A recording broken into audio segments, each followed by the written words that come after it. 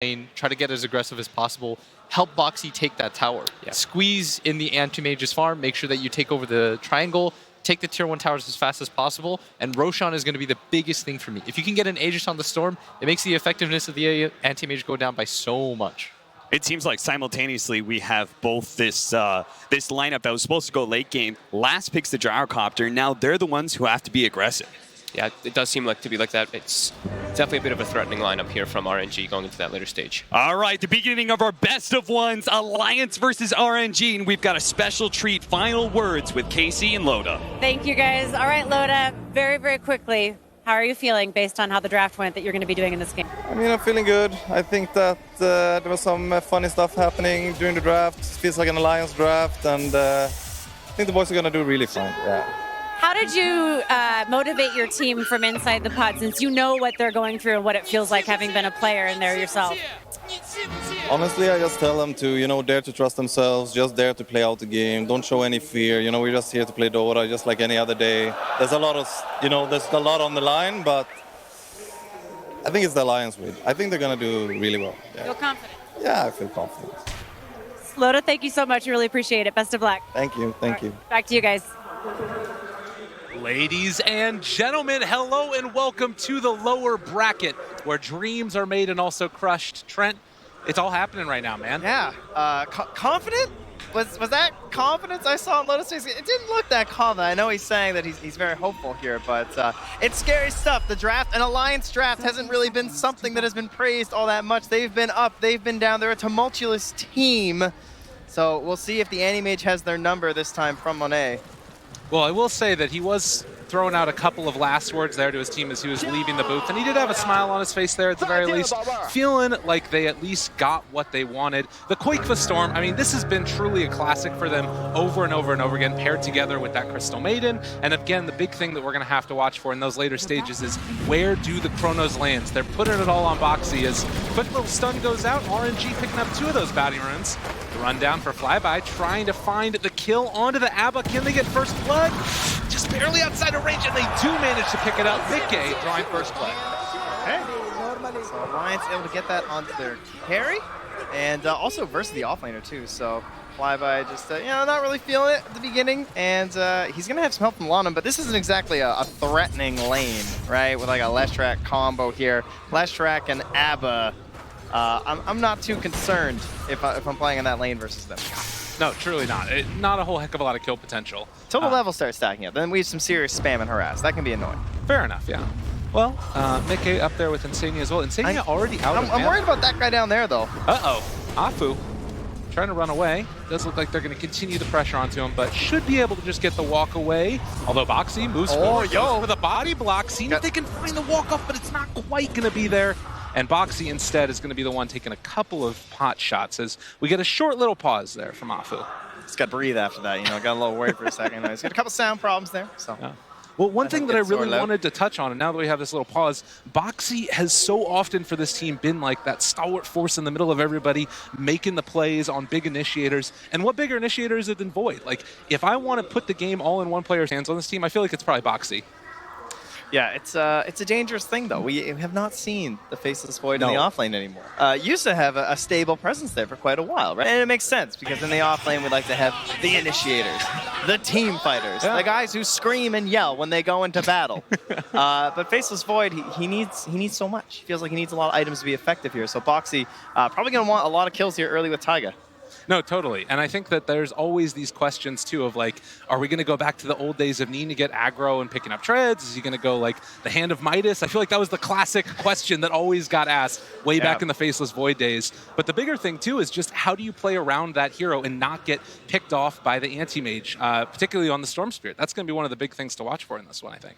Yeah, I liked how they were bringing it up on the draft panel at the end there, too. Just this idea of like, I'd like to see him like push towers and like get Roche. And you start to look at the heroes and you're like, yeah, push towers. There's pretty much Leshrac. A typical Ember draft where you really need someone else that hits towers. At least you have the split push there from RNG in terms of the anti-mage. But for the side of Alliance, hitting towers is not necessarily their strong point in this one. And really, objectives overall, they're going to be a little bit difficult to take. It feels like they got to be bloodthirsty first, and then go back. That always makes for the best of games, though. I have to say that you get into these situations where suddenly 5 kills happen, one after the other. There's a billion buybacks around a Roche fight or what have you. And that's really, I think, the bread and butter of Alliance drafts, going into the late game and having some crazy stuff happen. We lost our Norwegians. There were a few of them in the back. Taiga, I believe, the first Norwegian player who they were happy to tell us about here. Yeah. And they screamed his name as loud as they could, but clearly they went to get some perfect seats to watch their boy play. That's pretty exciting, though. I have to say, we got fans coming from all over here to Shanghai, the lovely international. Yeah, and I think that it's sort of been a hallmark of this event that no matter where it's held, you get people from all over the world. It's true. That is the best part. There's always a very large contingent of Chinese fans when it comes to North America, and I have a feeling that as well, there's probably going to be a few of them hanging around there as well. So we are fixing a few technical issues right now. We should be able to hop back into the game very shortly. The other thing that I wanted to talk about here, though, was that it felt like Alliance was kind of constantly getting a little bit of extra love from the crowd. I was a little bit surprised to see that. Yeah, the crowd has been hot and cold a bit here today. So you heard Dove say, right? They like TI winners. You get respect. And I guess that transfers over. You get grandfathered in. It's just because coming up on stage. Navi came out, they cheered. That's true. I guess Loda was there. But then Alliance comes out, they cheer quite loudly. I think they got cheered louder than Newbie did. Yeah, they might have. And Newbie's the Chinese organization. Obviously, just one of the Chinese teams, just fitting in with the boys, trying to hang out. Yeah, most definitely. I think that this is going to be one of those years, too, where you start to see the numbers dwindle down a little bit, and then they're really going to latch onto one particular team. At least for me, that's kind of what it's feeling like. Obviously, some of those Chinese are in the upper bracket, but there's less of the games in the upper bracket, so you start to build these storylines. And RNG and Alliance, to me, feel like both teams that could make a huge run here through the upper bracket, or lower bracket. I think that both of them probably were feeling like they maybe should have gotten into that upper bracket. It's tough. It's tough because it's so close. But thankfully, we're so close back to the game. There she is. And if you forgot, Boxy just spent a lot trying to take down Apu. Apu now self back up. And Boxy, only 3 tangos left to his name, but Taiga is holding a self too. So it does look like a lane setup that we haven't seen a whole heck of a lot of in the group stages leading up to it. Faceless Void and the Dark Willow against AM and Shadow Demon. Kind of interesting draft all along the lines for Royal Navigup. They got the double save going on with Shadow Demon and the Abba. Makes sense when the Void gets picked up so early too, right? Yeah. And a hero who, he was having a rise in popularity in terms of like the pub scene quite a bit over the past couple weeks, but still hasn't really propelled fully into the position 1 that maybe some people were expecting after the last few weeks of pubs. Definitely. This is no surprise to the mid lane. The Quake for Storm Spirit, Alliance specialty with the Crystal Maiden. Has tons of trays down there in that bottom lane. The battle of regen. And meanwhile, in the mid lane, the timing there. Whoops. Bit of lag. I see a courier. Oh my goodness. I see a behind the tower. Yeah. And a split earth. So I think that he does know that this courier is over in this direction. Landon does. If I had to guess, he was going for a splitter to break some trees so he can cut in and find this courier. So my assumption currently is that Alliance have not yet seen this Leshrac. Right. Yeah. And they have a feeling that he's in here, but he's going to try and find this courier by cutting some trees. Okay. He's got a haste rune too, so he might just get away with it. Yeah, I'm wondering if they are going to be able to get in there and just sneak away that kill, although they are good. They did have a ward fast, though. Like, how do you stop him from just getting it? All right. Will it live or will it die? Take your bets in the chat. Lanham's coming in. Oh, where's the courier? Oh, other tree line there, bud. Okay. Now he's out. All right, courier lives. Congratulations to those who took a chance. Yeah, they did have that ward there on the high rune, so maybe they spotted that, and that's why they moved back. That's true. His way on in there all speedy like. Yeah. Well, still looking for some more punches here. Did not manage to buy a bash on the Void against Afu, although the Brambles are brought down. Afu is still walking away, though, and going to go for the disruption play. Can he juke it? Play. The juke? No. It's like, do I try the next level? Or do I just go for it? And, well, he went for it. Waste their time a little bit more. That's important. So up top, a lane that we haven't really talked about all that much. Continued farm, and Mickey's been able to get a pretty nice time so far, as well as the ABBA, 9-2 versus the 15-2. And with this wave pushing in, should make it a little bit better as well as they start trading off there in the mid. Quakefo right now a little bit ahead of that Ember Spirit. Yeah, again, this top lane likely to just be rather chill, but it does offer possibilities for Lonum to make rotations.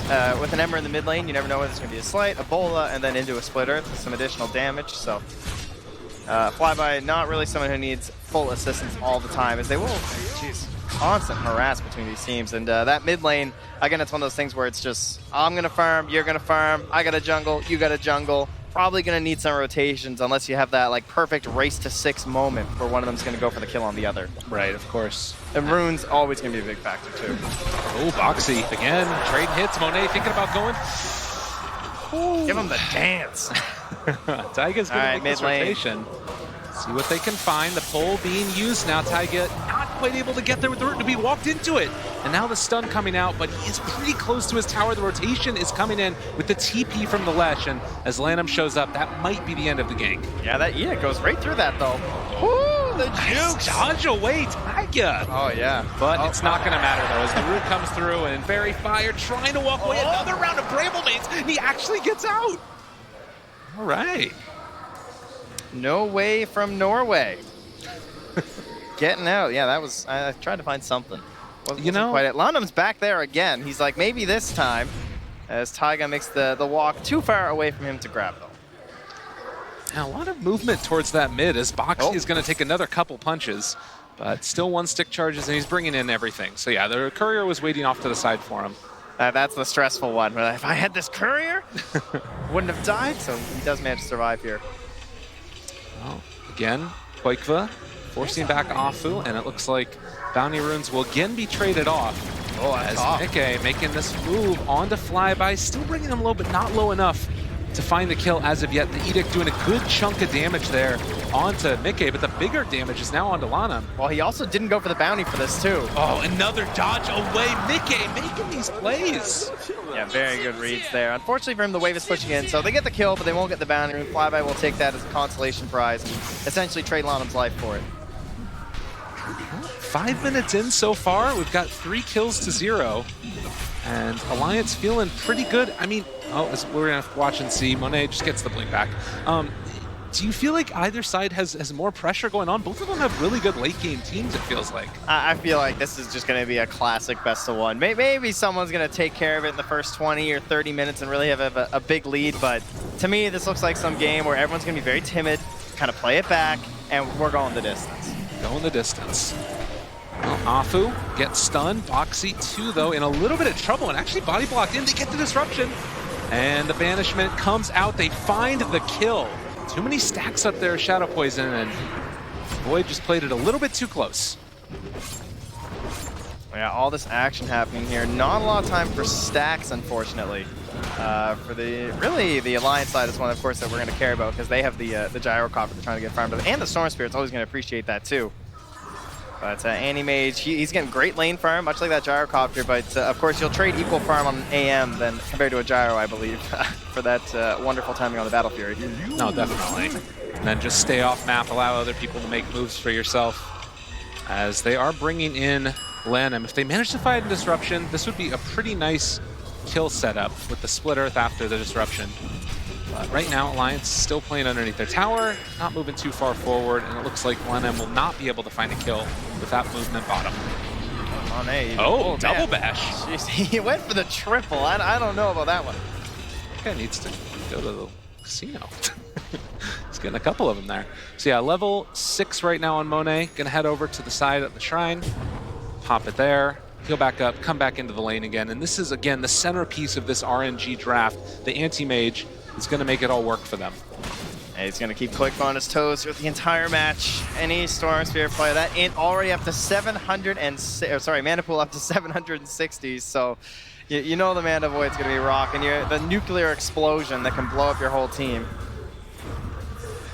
And one thing that we haven't really again, touched on too much, mainly just saying that the lane is going to be a trade-off, is Gyrocopter right now sitting top of the last hits, also top of the net worth, almost 1,000 gold ahead of that anti-mage at this point in time in the game, and going for the early drums feels like what that panel was talking about is going to be the case, where he wants to get active very, very early on. So we'll have to watch for that. Mouse doesn't work again. Not great, but we'll see if Afu can get himself back under control here in a second. It's all right. They got themselves some backups. You know, they're prepared. But so far, things relatively even. We're coming up on 8 minutes. It looks like rune control. Quick is going to go for the bot. And RNG looking to secure that top rune off, who wants his mouse in tip-top shape, just in case someone wants to contest him there. Full bottle for Quakefa, so would love to have it, but not so much for the regen or anything, but simply so he can make a play. As you heard Blitz say, I want to see him get an early power rune. I want to see him go for a kill. I want to see him pressure the anti-mage. I mean, look where he is. He's approaching the lane or the rune spot closest to the anti-mage. This is exactly the play that he wants to go for here. And they also should have the chrono very soon. Yeah. Not quite there, though, yeah. A little unfortunate, as they'd love to sync that up just to try and help ensure it. I mean, we might even see Boxy just try and beat down this creep wave and then the next one that comes afterwards to get that level 6, if there's a good rune that shows up for Storm Spirit. Because obviously finding a kill on that AM at this early stage of the game would be top tier. Yeah, he can just take his time with the rune, maybe go back to the jungle a little bit, wait. Once he sees that moment with the chrono, that is plenty of time to allow you to TP in. And frankly, they might just bring in the Gyrocopter too. The call down is on CD right now for another 35 seconds or so, so maybe he'll just chill and keep on farming. But call down, chrono, they go pretty well together. Easy peasy. And we will have the restart now as well as we get back into this game. RNG versus Alliance. Will the dodge away from the stun a second time now, and Lanham just going to eat the dirt. Quakefa finds the kill with the Arcane Rune. Okay, doesn't even need to pop it. Even better. And up top, Flyby has returned here. He just went all the way back to Fountain. It's currently holding the level 6, but it's going to put some harass onto Mickey, who is fresh out of regen, but Insania, of course, there to help him with the salve. Well, and again, sort of this weird duality that we got going on in this game. Gyrocopter sitting top of the net worth, feeling like he's strong and in charge. Going to try and build up some of those quick fighting items, it looks like. And maybe they can try and hit this anti-mage before he really starts coming online. Hey, even better than this, they'll just shrine right up there. So Insania is saying, all right, I think you're good. You head back up top. I'm going to peek mid a little bit, try and get the double stack off for you. And they're going to start trying to propel this storm. All right, we got the in-sync pulls coming out here. Mind you, while they're doing this, the rotation is coming up top. The smoked-up support's looking for that disruption in the Split Earth combo. This could be the big moment right now. Mickey. Yeah. All stacks successful, though. They got that. You got to be really careful about this rotation. Mickey level 7, but Insania's going to run into him. On to Setsu. Well done here. So they're going to make sure that they don't find the turnaround kill. Although actually they're going to turn and see if they can take down Flyby. But this is not going to be a rotation that works out that well. Meanwhile, Quakefa from the low ground hitting onto them. Setsu's here as well. They're in rather deep, but they are going to be able to find the stun. And then the follow-up kill on Afu. So a trade-off of the 5 positions. That's how it goes sometimes. Yeah, even with the Arcane Rune, Quakefa knows he doesn't have enough to actually make something happen there.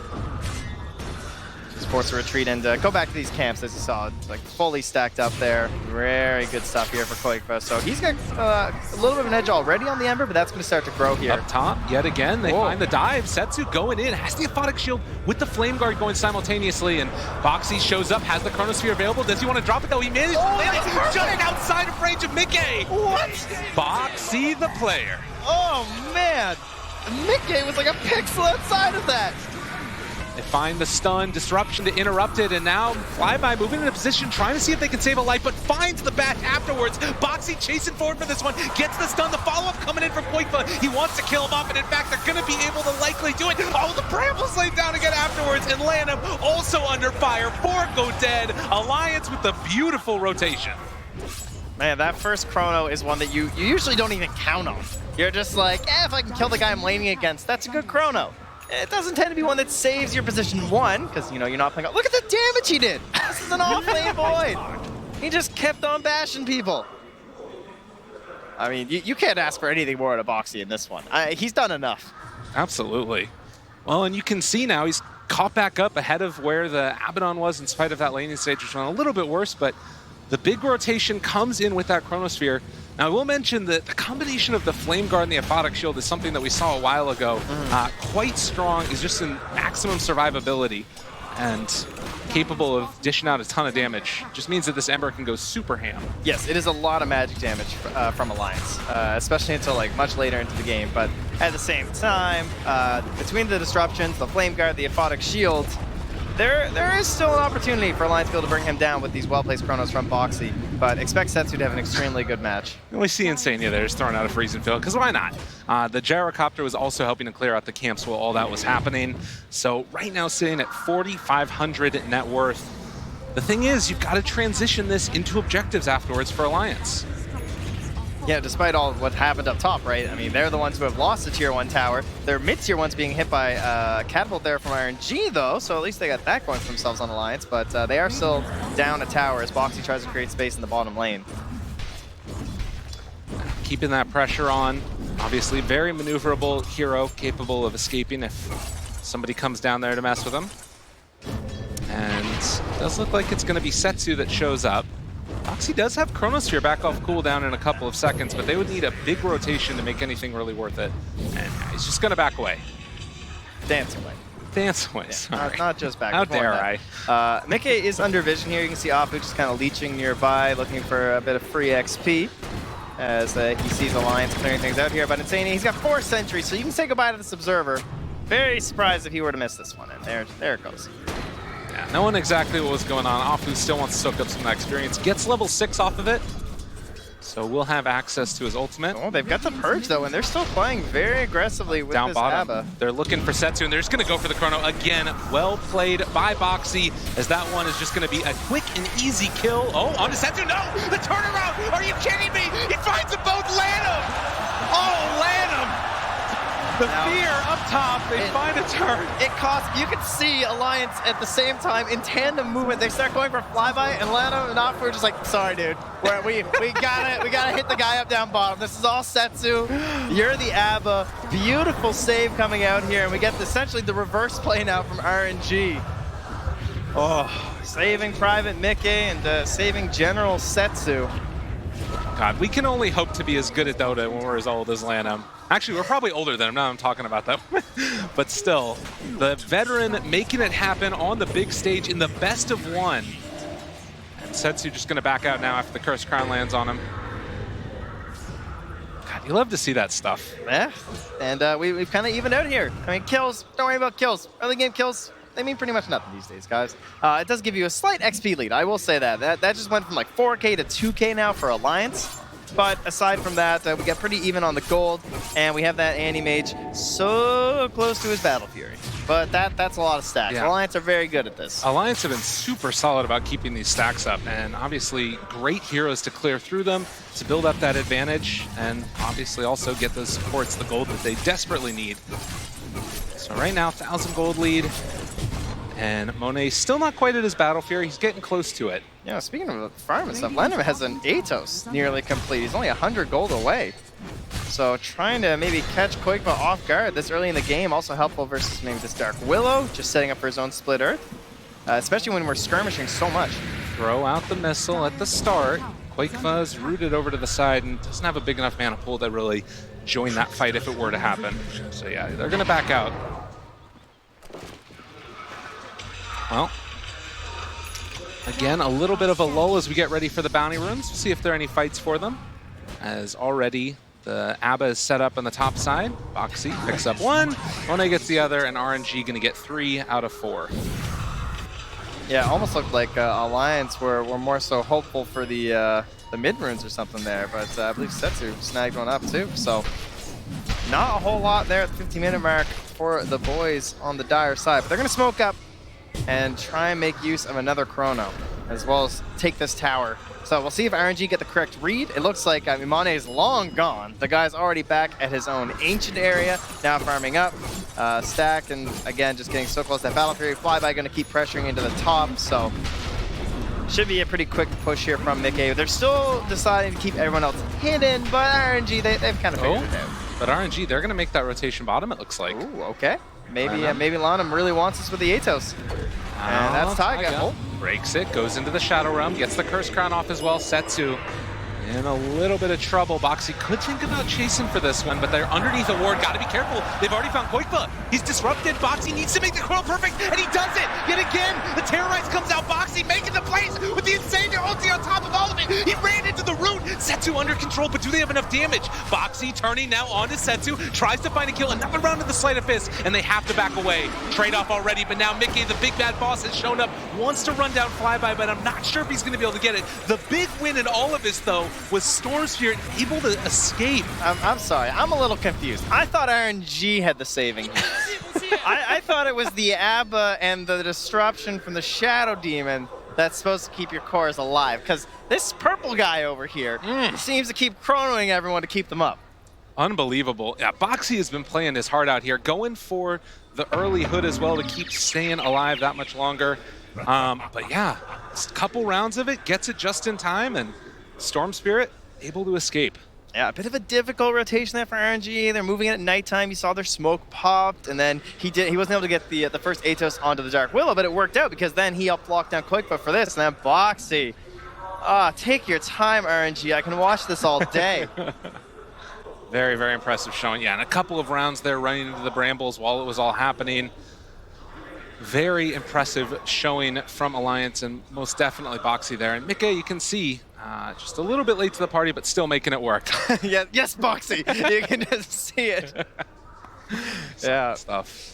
Needed the big save there, but there was a lot of questions about what his build would be, right? On the Faceless Void. The last time we saw the hero, there was like Vlad's and sometimes Blink. Shadowblade was very popular. He's gone for the survivability and that hood first, and now he's thinking about a Manta because he has to deal with the root from the Ember, as well as that Atos now too, so quite a few good options for it. And then really, if you feel like this game's going along, which I have a feeling that they're probably thinking, you're going to get yourself the talents eventually for the mobility too.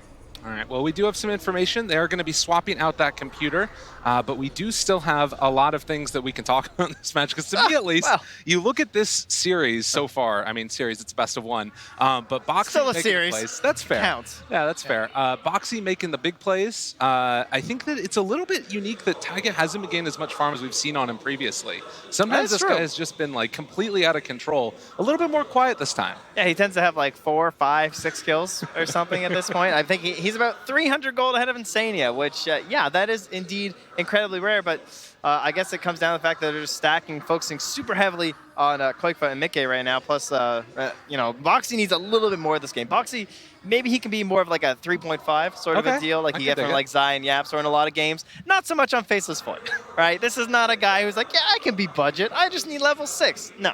No. He needs to be able to make those plays, gain into that Manta style like we're talking about, and eventually be a damage dealer. Because that's the other nice part about picking these types of heroes, and particularly when your supports have a ton of team fight. Like Dark Willow, you were talking about it before TI that you felt like this was going to be the hero of the tournament. Well, not to throw I have you a on the spot or anything theory. like that. Okay, I have a conspiracy theory. I think Crit stopped picking Dark Willow because he didn't want her to get nerfed. Okay, that's fair enough. That's my conspiracy theory, because I think this hero's still been super good and very versatile for like several months, but like half the year. Yeah. And then like she pops up at tournaments, teams look good with her, and they just stop. I don't know. You know, obviously they're kind of pro players. They got to figure it out for the most part. But yeah, I'm down for Alliance. It allows them to play very aggressively in all their lanes. Taiga is phenomenal on it. He always pushes it like right to the limit before he goes to the Shadow Realm. You have teamfight control and save by able to use the ultimate with the Fear, the Terrorize. And then you can also just like roam at level 6 and get kills. Totally. It's incredibly impressive. And I think that Terrorize is probably one of those spells that I don't know if it's underrated if everybody talks about how good it is, but it still might somehow be underrated, like how insane this spell is. Yeah, it is a little ridiculous. I would also like to say that for the anti-mage, this was a hero that I was wondering if it got to the point where people started picking it, like if it fit the meta and what everybody wanted to do, it might just become insanely busted. Because to me, Counterspell just seems insane. Counterspell is very good. We've seen it in several games versus the Sand King, who's been popping off a lot of this tournament, right? It's just like, oh, you can't burrow strike me, instantly I'm meta here. pretty good. But this is more the traditional reasoning, right? It's a Storm Spirit. Right. It's almost as simple as that, right? I mean, he fits the game for a lot of other reasons, but you can essentially win the whole team fight, if not the game yourself, by blowing up this guy who's so crucial to the enemy team's plans, and you got that like one button press. That's got true. Again, at the perfect moment. Well, when you had said, when we were watching the draft while the draft panel was going on, you were like, I can't believe AM's not banned. Yeah. As the crowd is getting into the moment as well a little bit here. I'm sure they're just saying, Loda, Loda. But yeah, I mean, is it really just as much of the case that like against the Storm Spirit, or is there other reasons that hero fits really well here? Yeah, it was a game that it kind of looked like it was me going a little bit long, right? Yeah. They didn't have the best lockdown. Aside from the Chrono, of course, Chrono's very good. At the same time, you have save. You know, put some faith in your draft, Yeah. right? You have the Chrono, and you can't just be like, oh, let's draft all this save for the Chrono, and then be super concerned about the Chrono. No, you Yeah, gotta of say, course. okay, we solved the Chrono. Let's not worry about it. We'll pick ourselves an anime. We'll win some Dota too. It'll be fine.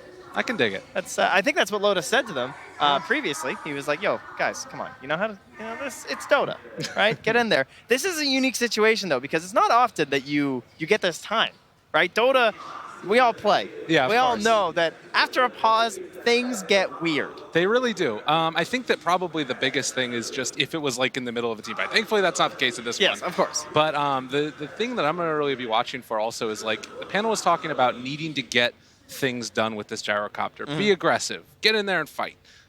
He has the items to do that. Almost completed the BKB2. Not to get too much into the Dota before we get to watch it again. But like, is that still the plan, do you think? That you need to just make stuff happen before AM gets online? Take down all the towers?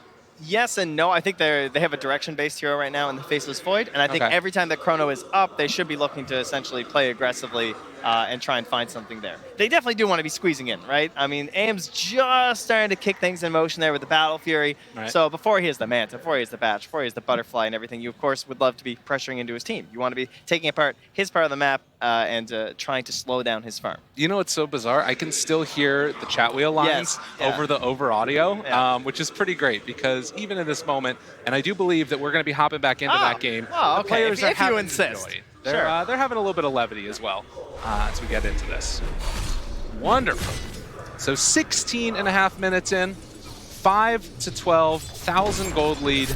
And again, just to reorient everybody into what happened, there was a very big fight. Boxy was able to save the Storm Spirit with a Chronosphere, and now we're waiting again for that spell to be back up as Setsu's pushing up this top lane. And we're just about into the Battle Fury. About 300 gold or so here now from Monet. So things looking kind of according to plan for both teams. We're essentially just waiting on that next Chrono before you're likely to see Alliance do all too much. And meanwhile, Flyby, he's looking to push things a little bit here. Whoa, Dota Plus. This is what I love about Flyby, and also just Abaddon in general. You're willing to run up there. If you happen to get caught out a little bit, you just got this natural escape mechanism, a body shield if you get rooted, you got your borrow time if you get caught somewhere. It's a nice, less stressful hero to play in these stressful times of lower bracket best of ones. I mean, he's fishing for a big one here. Really baiting. Chucking some chum in the water, because he's got a couple of chums in the trees next to him. Afu and Lana looking for the setup for the kill, but no one's biting. Ever since you had it's a rough kid, day. you've done way more dad jokes. It came in the mail, actually, the very next day. It was incredible. All right, Battle Fury done, 18 minutes. A little bit on the later side, but he also went for a lot of those smaller items beforehand. And Lanham scouting that Taiga here. He's underneath a ward, and there's the reveal of the 8-0 splitter. Afterwards, chase down. Can they get the kill? I think that the answer is yes. One more hit. There it is. That Edict is just brutal versus the Dark Willow. Maxed out from Lanham. And I did see at the same time, though, Afu was off on the other side of the map getting a triple stack on the Ancients, because finally he's like, all right, my aim's got Battle Fury. It's my turn to show Alliance why stacking is good. And Shadow Team, one of the best in getting those multiple camps at once. He needs this guy to catch up to this gyrocopter and accelerate way past him. And he has a lot of time to do it still, as there is still 2 tier 1 towers remaining for He'll Never Give Up, the mid as well as up top, which makes the map control for RNG that much more Quakefa is accentuated. going for a little play down here. He's been camping by the wave, hanging out, but Lanham's coming in here too, so just has to be a bit cautious. I think he was just revealed there, so Quakefa might want to get out of here. No. Oh, no, he's good. Well, in the meantime, they also take down the wards, so a little bit of extra vision and security blanket there. Meanwhile, Monet and Boxy are just lasting and denying in front of each other. Oh, they have the rotations coming in, though. Got to be careful. Storm Spirit there, as well as the CM gets the Chronosphere, has to zip to the other side. Koikfa able to catch Monet. It is going to be able to get the kill. Not there in time. They get the kill. Did he just run over and bash him? I think that he did. Boxy Dota, man.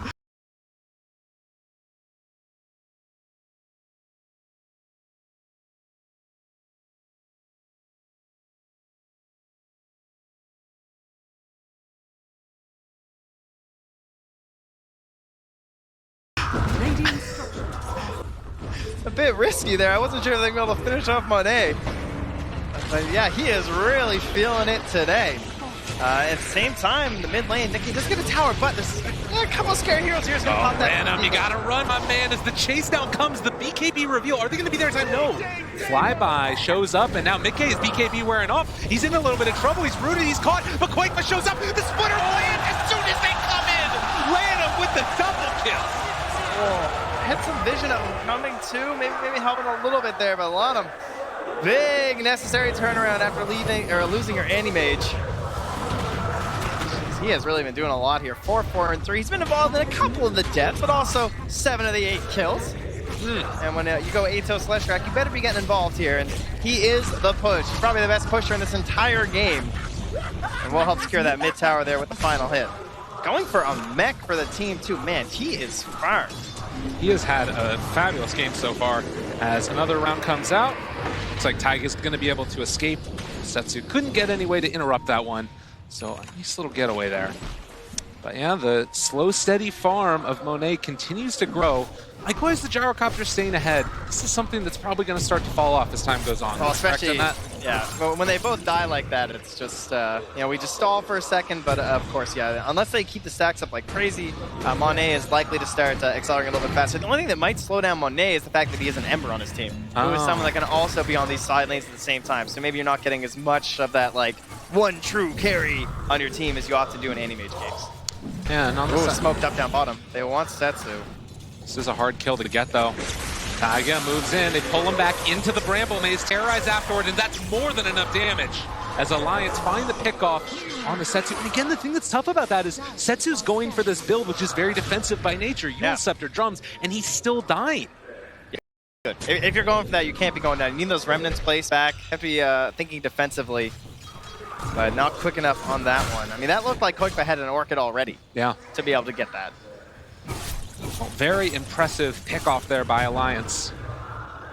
And need to find some answers now for Royal Never Give Up. Feels like the main answer. Ooh, that's a juicy stack. My goodness. Okay, well that's one way to keep your gyro in contention here for the top. Look at this guy. This is going to be a lot of gold. So let's see, 11,400 when he starts it all. We'll see what he ends at. If he can even end it in this round. I was going to say, it's going to take a little bit of time here. The guy went BKB first, but it's okay. Yeah. He's heading back to the butterfly after. On the other side of the map, it looks like there's going to be a smoke up coming from Royal Never Give Up. A lot of the gyro spells will be on cooldown. Yeah, he is not going to be available unless he like pops the shrine at TV stop. Oh, Boxy needs to jump, gets away for the moment, not able to find there with the slight chain. Setsu wants to get Insania, but Boxy's already away. If they get this kill on CM, I think that they're more than happy with the space created as Insania walking and finding the kill. Man, they were really close to getting Boxy. The Shadow Poison almost caught him in the tree line there. Oh, Boxy actually still in the jungle, and they're thinking about chasing this guy. Does have time walk available. Yeah, the follow-up's a little bit difficult for them though. So another tower taken by RNG as they clear off that other tier 2 tower. Oh, I'm a bit worried for Alliance, I have to say. I think that RNG have a bit of a window here. The one big option for them is definitely Koikfa, no doubt. He just finished the Orchid, right? So he's 7-2-1. He wants to keep playing aggressively. He wants to try and focus on someone who can't really help themselves, like the Shadow Demon or the Leshrac. Pick them off instantaneously, create a good fight out of that. But the thing that we have to keep in mind is that Manta style just completed as the Orchid is done. And Setsu has a Yule Scepter as well, so Koikfa gonna go for the zip TP away play. And I'm worried, right? Because I think that's his game until he has BKB. Right. It is very worrisome. And there are some other heroes across the map, but Lennon could even go for a Guardian Greaves if he wanted to in this game, just to have that Dispel for the Orchid. Yeah, I think he's going to. That's right. Definitely the play. Yeah. He's just that sort of big pot of, oh, jump forward, silence, pull back in. This is going to be an ulti pop afterwards for Flyby, as he's going to get it caught down there, and now the rundown happens after the fact. Flyby in some trouble and is going to hit the ground. It's good grab there for Alliance. It takes a lot to get him. You know, he's trying to play aggressively and trying to scout things out there, but that will end up just being a bit of free gold over to the side of Alliance and helping Koikfa get towards that BKB, which he so desperately needs. Smoke up coming now as we get close to the bounty runes. They have an inkling that Monet might be in the area. Oh god, if he blinks aggressively right now, they already have it on him. The chase down coming, but the pull, good counter spell. And that's going to keep Monet from being in too much trouble, and also going to throw the missile back at him, because why not? Are they going to try and go for something when this missile hits? I think they were hoping to just be set up for the defensive play. Oh, there we go. Root that jump forward, he gets him! All right, there it is. You always get at least one. That is for sure. Mickey playing it ultra safe with the BKB while he's on the run here, but it's actually running low. And it's going to be a Yule Scepter lift up afterwards. Can they get bodies here to defend Mickey? It's not looking like it so far. Another round of the Mrs. Sports Staff, keeping him alive for now. Insania, he's got to protect his carry, but it's not going to happen in time. Can they do it? Mickey's going to go down, and they're going to take down the CM as well. RNG get free. Can they get anything else in turn for this? The fear is there. Oh, this is a tight chrono if he wants the Bentlom damage. Oh, he's got to get it in time, but it's really hard. The bash comes through as well. Time dilation, but Taiga not able to get into range for any of the damage. The disruption is there afterwards. Monet facing forward. Boxy has to jump away, and they can't get anything even with the chrono. Needed to take their lumps on that one, I think. Trying to go for the return save. Maybe didn't have a full read of the situation, wasn't aware there were still so many supports in the area. We know they have so many saves for the chrono. You need the full team to make it useful. And what you've done to your team now is you just put 130 seconds of, yeah, we don't really want to fight. And as we were talking about, actually as the draft panel was talking about, Blitz was saying that one free kill, you can't afford to give it away to the anti-mage. They gave one on the Storm and then one on the Gyro right after. I mean, that's rough for Mickey because he was basically playing it as safe as he could, but he popped it a little bit too early, and they're willing to go right to the steps of your base for the kills. And showing again the strength of these teams and a little bit of worry on the face of the young Alliance players. So we get back into the live game right now. Needing to find some kills, but again, with all of this save that RNG has, the Orchid's just becoming less and less valuable. It feels like it's going to need to depend upon this Gyrocopter and Void to sync up together for that maximum damage. Yeah, Mickey. Up to the Butterfly at the very least, though, right? So, trying to stay alive versus Animage, but he does have the Basher fully finished. So he's going to be double luck there, right? First I got to hit him, then I got to bash him. But just a single, one touch can so easily set up for Lanam Setsu to follow up there. And even, I mean, the Shadow even Afu, right? I mean, this guy's up to level 12. Yeah. Damage starts coming through there with the Purge. Well, and it's such a scary thing, too, because for RNG, there's a lot of very easy save. For Alliance, it's kind of a little bit more of a skill game. You have to hit like a crazy chrono that just barely keeps your carry off of the edge of it, or you have to get a Terrorize, which has a little bit of that build-up cast point on it. Neither of which is quite so good. Boxy actually going to try and play a little bit of mind games here with RNG, but they're not falling for it. On the other side of the map completely. In the meantime, though, Koikfa doing what he can for his team, cutting waves. And they're still sticking around to that top one there. Setsu does make his appearance here as well. Perhaps thinking to his team, like, what do you guys think? Can we do this? But some lingering vision from Alliance to spot that Afu's rotating over, so they should have an idea of what's going on. They do have Chrono, though. Yeah, and a Shadow Blade on Void to boot. Yeah. Okay. Looking for it. The Atos is there. Split Earth afterwards. Taiga up on the high ground. Throws out the Curse Crown. Jeez, they had no idea how alone he was there for a moment, right? I mean, they can't see. They think that Boxy's surely right here. He could be in the tree line to our left. You never know. But he was falling back a little bit there just for Shadow Blade. Now he's falling all the way back down to the bottom lane. Gonna try and push things out here. Don't see their moment yet. He's gonna Shadow Blade in, but he needs more friends than this. And Koikfa, he's got an Arcane Rune. He might make the big long zip, but no. Lane's out of there. Smelling the potential gank coming his way and able to back out of there in time. This is a tough part of the game for Boxy, though, right? He just got the Shadow Blade. He wants to make plays, but he has to stay off the map, but he also wants to keep farming. Oh, They realize that Mickey is over in the area here. He might have an inkling that they're nearby as well. BKB still available, as Setsu going to try and chase him down, but will not be able to find the pesky gyrocopter, who is becoming a larger and larger physical damage problem for RNG. And Boxy going to look forward for it, finds Flyby, chasing forward. Do they find an opening? Doesn't look like it. Don't want to use that Chronosphere on just the Abaddon. Although I feel like it's getting close to the point where, just because of the damage that Lenem does, you might be willing to drop it on him, +1. Yeah, I'm okay with it. I mean, you're also at the point now where the Aetherland is going to be finished. I think it is actually finished. No, not quite yet for Afu, but once you get there, right, you almost feel like you have to Chrono the Shadow Demon, or it's pointless. So he's more likely to be that +1 person. Boxy guarding the bounty run with the Shadow Blade. Oh my goodness. Not really afraid. Oh, jump forward, finds the Chronosphere. It's immediately there onto both of them. One of the save and one of the damage. Can they kill off this Abba though? Borrow time's going to come out. Now the walk away. The chase forward coming. Koikva, good disruption. Going to keep him alive for now, but Flyby also in trouble. Yule Scepter lift up. The terrorize afterwards. They hit it Nova. Monet able to dodge away from it. They didn't quite get it in time. Koikva still chasing forward. Has to be careful about the anti-mage jump forward and finding that mana void.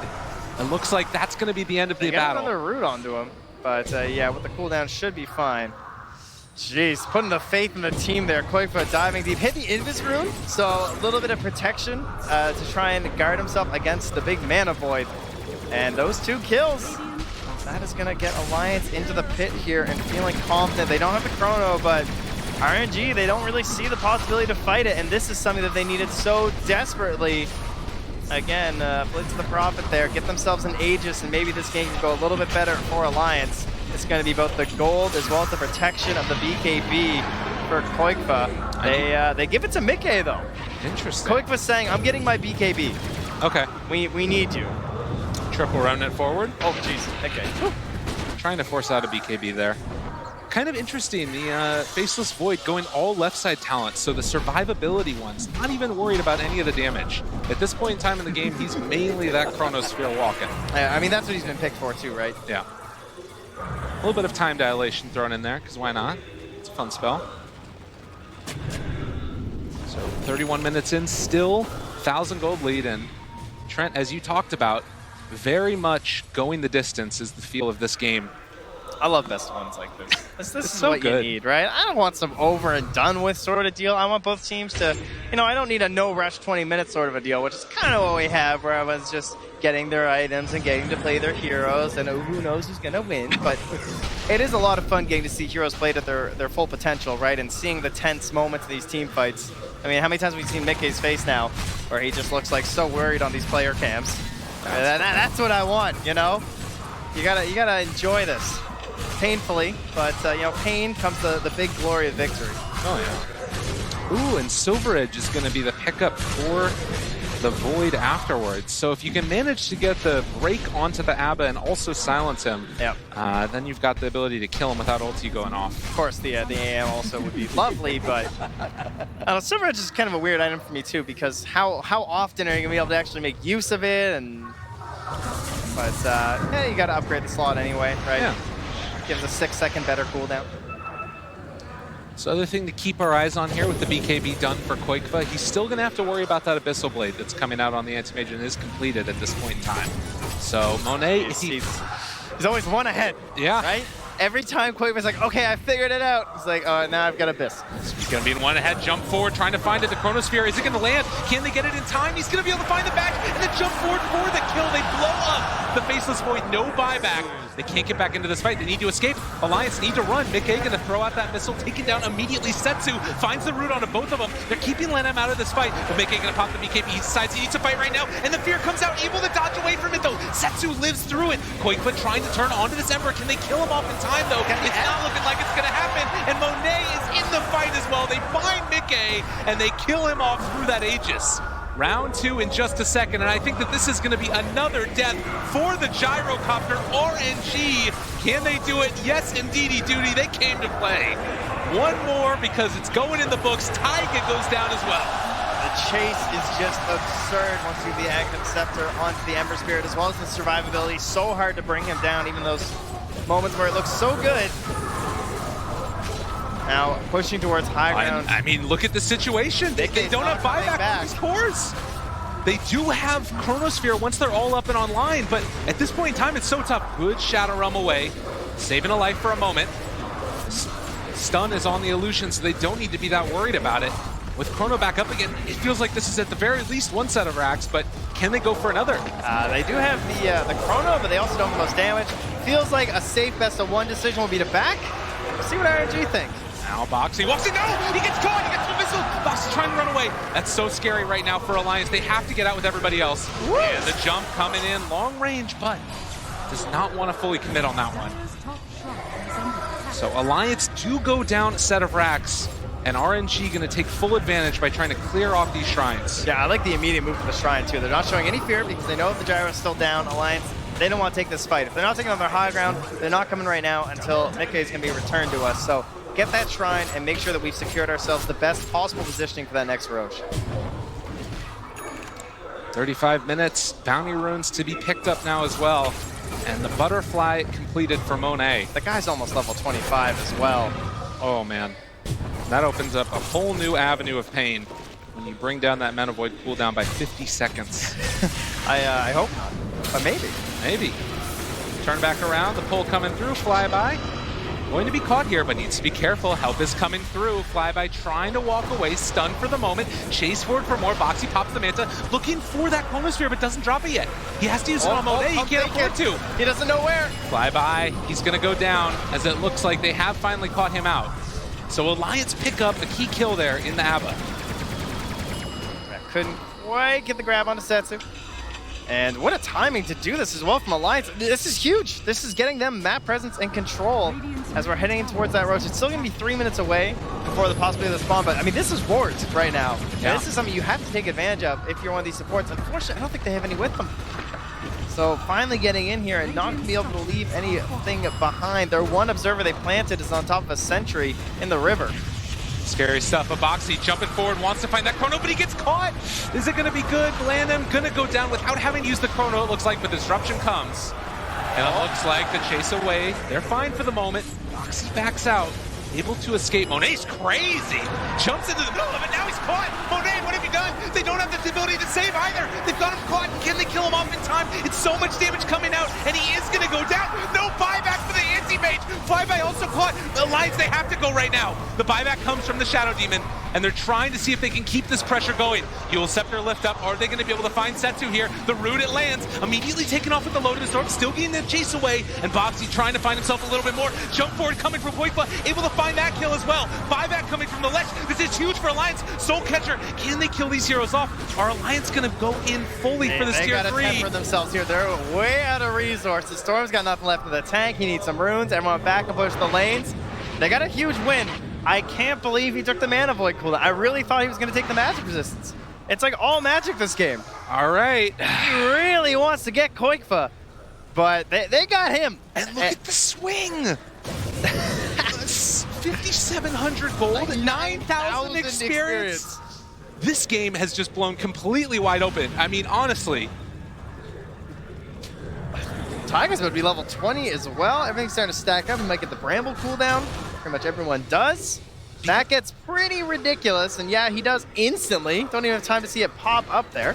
There we go. You look at that swing back. Yeah, it was a significant lead for RNG, and now back into the favor, almost there, of Alliance. They're getting closer and closer. I mean, they're still down to racks. Yes. So RNG, oh my God, look at that graph. They gotta relax.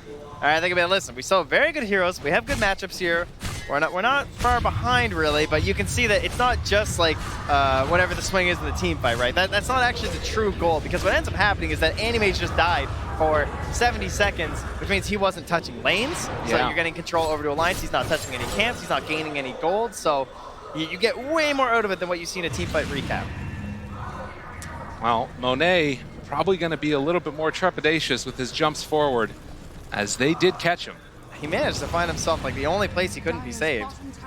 And Afu going to try and keep himself a little bit closer to his boy now. And Boxy to be able to get that Chronos. They are really close though. I mean, that's a little nerve-wracking. Boxy, he's right nearby. Got to be careful. Chrono's up.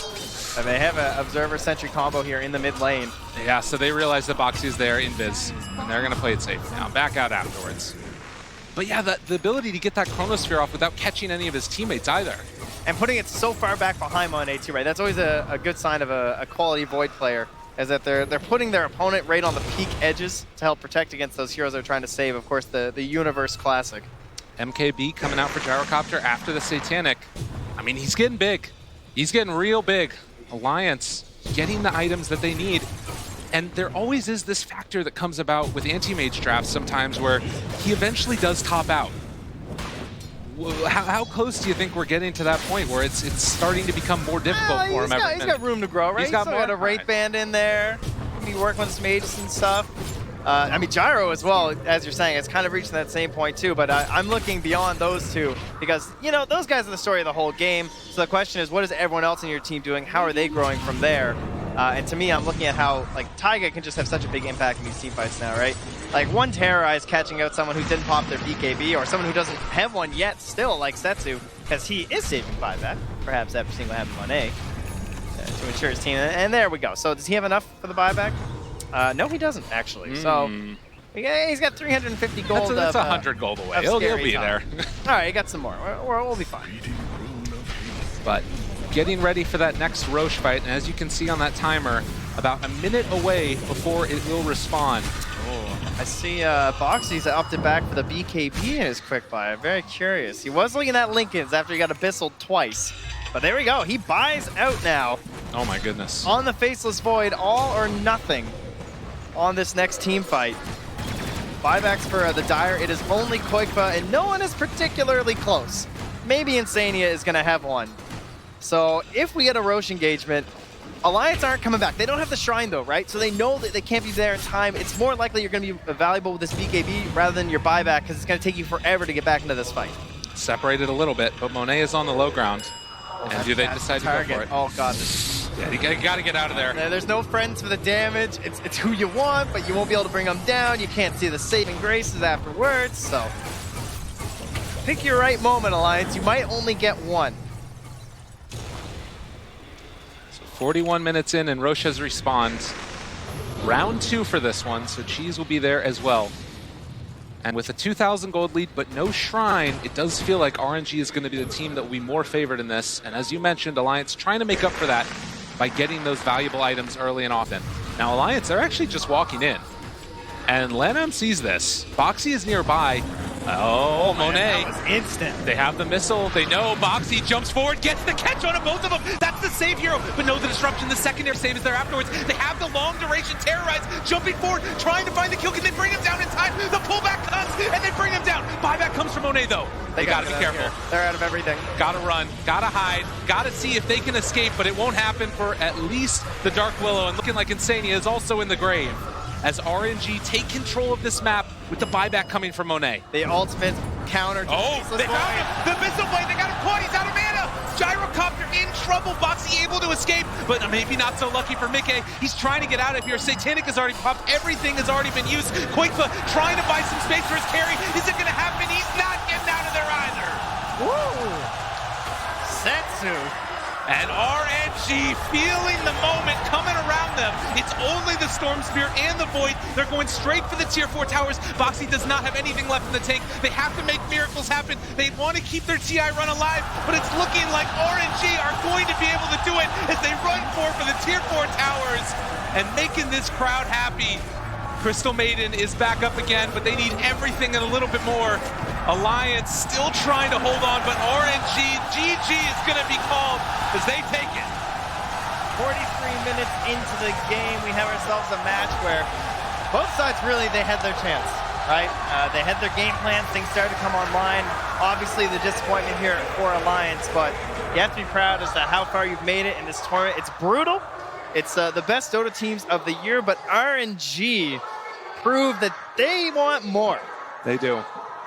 Well, and as you said, it's always, you know, the highs and the lows, no matter what in this tournament.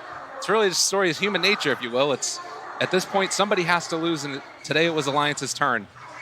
But still a lot of things to be proud of for Alliance, and RNG going to get the love of the crowd here. RNG is a team who a lot of people were quite scared of. We heard players talking about scrims, maybe, and just like, these guys are good. Absolutely. They tend to keep winning things. So, expected to go further, perhaps, in the first round of the lower bracket, and they say yes. Never give up. Never give up, indeed. And as we mentioned, Alliance going to be knocked out at this point in time, but a lot to be proud of in there as we get ready to continue on in the best of ones here in the lower bracket and head back to the desk.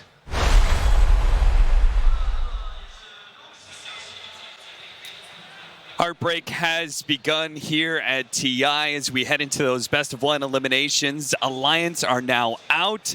Gentlemen, just looking at the end of that game, I mean, these two teams, it just, you got to feel for them, right? Both of them worked so hard to get here.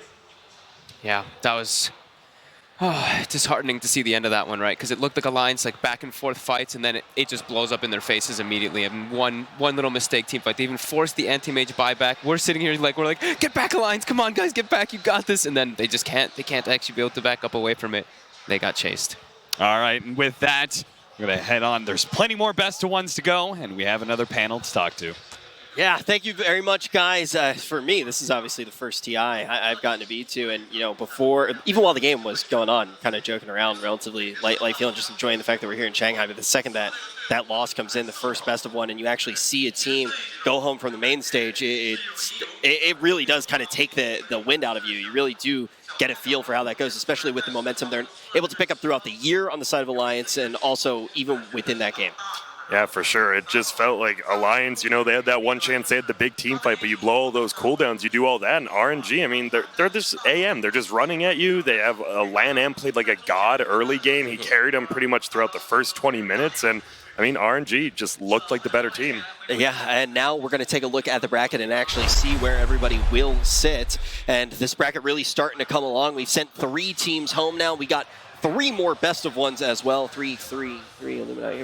But taking a look, it's going to be Fnatic versus Liquid coming up next. That was some quick math right there. Yeah, that's some of my math. I typically don't do math, but I'm with you, don't worry. Yeah, I don't have Nahaz on this panel, so I got to pick up the slack a little bit. But it really is, especially when we look at this next best of one. Like, are you kidding me? Look at this matchup. This is so crazy to kick off the day. I do want to say one more time before we talk about the feat that RNG was able to pull off. Shout out to Alliance and everything that they accomplished. I mean, for this org, this is the first time that they've gotten to play on that TI stage since we had that original 5. Yeah. It's been a long road for them. Even in my time in Dota, which is back in January where it really started, I've seen this team grow, right? Yeah. So this is definitely a team that we want to give some props to. But let's talk about RNG. Obviously, they have the fans behind them. It's been a rough road so far for EU in this tournament. But you look at China, they got a lot of wind in their sails. Oh, for sure. I just, looking forward, I just can't help but feel for Alliance. Like, I've known these guys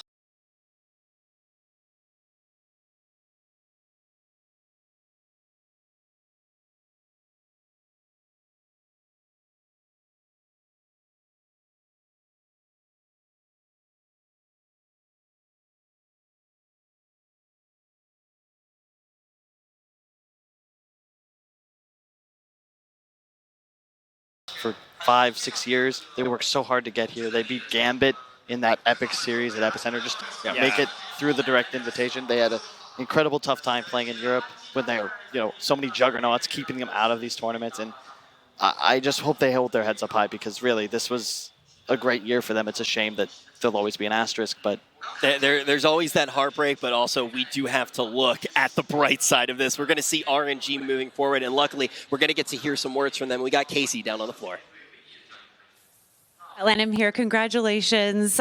One of the first things that I heard was when you left the pods, the crowd went wild. You were obviously a god in the Dota community. Can you just describe what that feels like to be able to play in front of your home crowd and to be able to hear their love for you? 首先，恭喜获得比赛的胜利。刚刚你出比赛房的时候，全场欢呼，所以你是他们的大神。作为他们的大神，在自己的本场打比赛，有什么感想？大神谈不上吧，就是打得比较久，然后就认识人比较多嘛，就这样。然后在主场打比赛还是就是能得到现场观众的支持，然后相反的就是你也会就是很不想输掉这场比赛，就是这样。Well, I wouldn't call myself a god. It's just that I played a long time, so I know a few people. Playing in the home field, I definitely get a lot of support, but it also makes me not want to lose the game. I also think what's so interesting is we now have veteran Dota players who have been around a long time, and there's a mutual respect. So you were playing against Alliance, which as a team has been around a long time. Loda is their coach and won TI3 with them. Can you talk a little bit about how that is a good representation, perhaps, of the Dota community all coming together for TI and what that means? 其实我们就是这个比赛，这个 Dota 圈有很多老将，然后互相之间也有很多的尊重。你的对手 Alliance 是有 Loda 做教练，但是他为了这队伍在 TI3 获得了冠军。能不能跟我们说一下这是什么样的好例子？作为整个 Dota 圈为了 TI 而来到聚在一起。我觉得就是其实我们这些打得比较久的选手都互相就是之间都很尊重的，就是因为比较熟嘛，我们见面都会有打招呼啊、鞠躬啊这些，就是比较亲近的礼仪。其实这我觉得是一个怎么说呢？大家打得久了，虽然都经常当对手，但是也慢慢变成朋友了。我觉得就有点每次打到 TI 的时候，就有点老朋友聚会的感觉，就这样。For us veteran players, since we've played together for so long, it feels like we're friends. And every TI we get together, we'll greet each other. And even though we've been opponents for a very long time, it makes me feel like we've become friends. So every TI is kind of like a gathering of old friends. Well, congratulations, and we can't wait to see you guys play again tomorrow versus VP. And again, this is why TI is so exciting. You come in from the China qualifiers. Last time we had a team come in from a qualifier, they ended up TI champion in OG, so it can happen. I don't know if you want to translate all that. Maybe just paraphrase. Sorry. 就你明天会对战 VP， 他 Casey 也想表示，因为 TI 就是那么有魅力。上一次海选打进 TI 的队伍赢了 TI， 所以你们还是有很大的机会。这个就你只要